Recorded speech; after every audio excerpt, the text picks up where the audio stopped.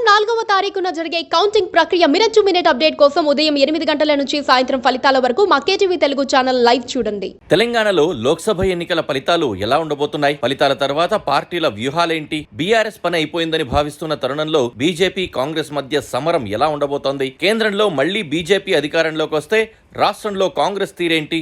ఇలాంటి ప్రశ్నలకు సమాధానాలు ఇప్పుడే బయటకు వస్తున్నాయి. బీజేపీతో డైరెక్ట్ ఫైట్ కు దిగే ధైర్యం రేవంత్ రెడ్డి ప్రభుత్వం చేస్తుందా అన్నది కూడా పెద్ద ప్రశ్నే అవుతుంది.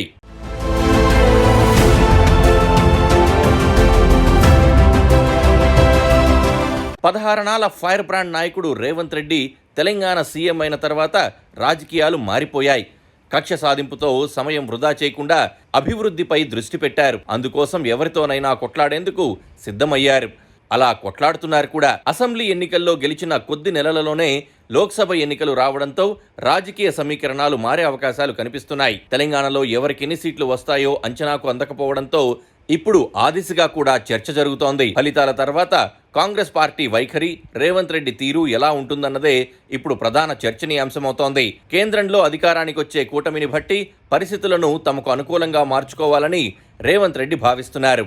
అంతవరకు వేచి చూస్తూ వ్యూహాలకు పదును పెడుతున్నారని రేవంత్ సన్నిహితులు చెబుతున్నారు. రేవంత్ 2-3 రకాలుగా ఆలోచిస్తున్నారట.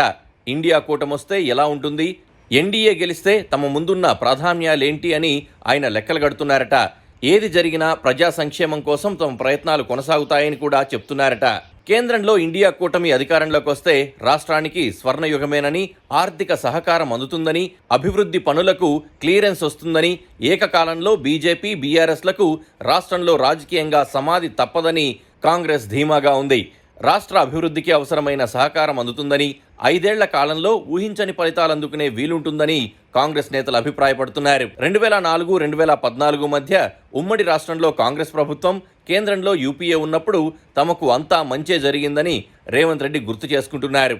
పైగా కేంద్రంలో ఈసారి ఇండియా కూటమి ప్రభుత్వం ఖాయమని, జూన్ 9వ తేదీన రామ్లీలా మైదాన్లో రాహుల్ గాంధీ ప్రధానిగా ప్రమాణ స్వీకారం ఉంటుందని సీఎం రేవంత్ రెడ్డి చెబుతూ వస్తున్నారు. మరోపక్క కేంద్రంలో ఎన్డీఏ వస్తే తమకు చిక్కులు తప్పవన్న వాదనను రేవంత్ రెడ్డి అనుచరుల వద్ద తోసిపుచ్చినట్లు సమాచారం.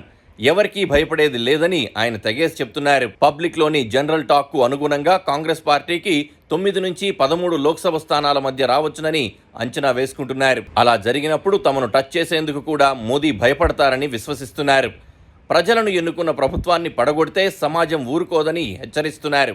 అలాగే బీజేపీ లీడర్లను ఉక్కిరిబిక్కిరి చేసేలా, వారి ఎత్తుగడలను చిత్తు చేసి డిఫెన్స్లో పడేసేలా రేవంత్ ప్లాన్ చేస్తున్నారు. కేంద్రంలో ఎన్డీఏ ప్రభుత్వం ఏర్పడితే రాష్ట్రానికి సహకారం ఆశించిన స్థాయిలో ఉండకపోగా తరచూ ఇబ్బందికర పరిస్థితులను సృష్టించవచ్చుననే అనుమానాలను తోసిపుచ్చుతున్నారు.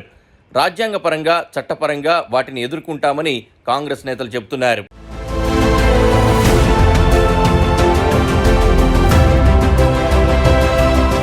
ఎదురుదాడే కరెక్టు నిర్ణయమని కాంగ్రెస్ వాదనగా ఉంది.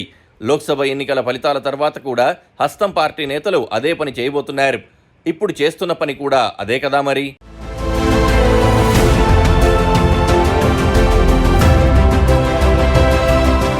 Please subscribe